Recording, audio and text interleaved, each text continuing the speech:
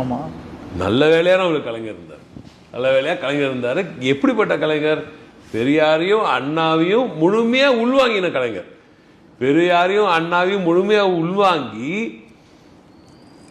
அந்த காலத்திலே பெரும் பணக்காரனா சம்பாதித்த ஒரு அவரோட சொந்த திறமையினால கதை வசனங்கள் எழுதி அதன் மூலம் பல பெரிய தொகையை சம்பாதித்து நல்ல வாழ்க்கையை அவர் பாட்டு சாதாரணமாக போயிட்டு இருக்கக்கூடிய ஒரு மனிதராக இல்லாமல் அவரோட எக்ஸ்பீரியன்ஸ்னால, அவரோட எக்ஸ்பீரியன்ஸ் வித் பெரியார்னால, அவரோட எக்ஸ்பீரியன்ஸ் வித் அண்ணானால, இவர்கள் 2 பேரும் அவர்கள் மேலே உண்டாக்கிய அந்த தாக்கத்தினால அவர் பொதுவாக மக்களிடமிருந்து கிளம்பிய ஒரு மாபெரும் தலைவனாக மக்களோட போராட்டங்களை பார்த்து, ஒடுக்கப்பட்டவர்களின் அந்த பிரச்சனைகளை பார்த்து, எளிய எளிய மக்களின் அந்த பிரச்சனைகளை பார்த்து அதனால் பாதிக்கப்பட்டு அவரோட எழுத்துலையும் சரி அவரோட பேச்சிலும் சரி அதன் வெளிப்பாடு ஒவ்வொரு நாளும் இதெல்லாம் உள்வாங்கி என்னைக்கோ எழுதின பராசக்தியில நான் ஆட்சிக்கு வந்தேன்னா இதெல்லாம் செய்ய வேண்டாம்னு சொல்லி சொல்லி அடிச்சு ஆட்சிக்கு வந்த உடனே செய்து காமிச்சுன்னா ஒரு மிகப்பெரிய தலைவர்.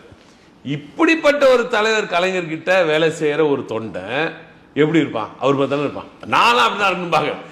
எனக்கு தலைவர் இருந்தா என்ன பண்ணுவாரு? கலைஞர் இருந்தா, கலைஞர் மன்னார்குடியோட எம்எல்ஏ இருந்தா என்ன பண்ணுவாரு? அதுதான் இன்னைக்கு ராஜா செய்யறான். அவ்வளவுதான்.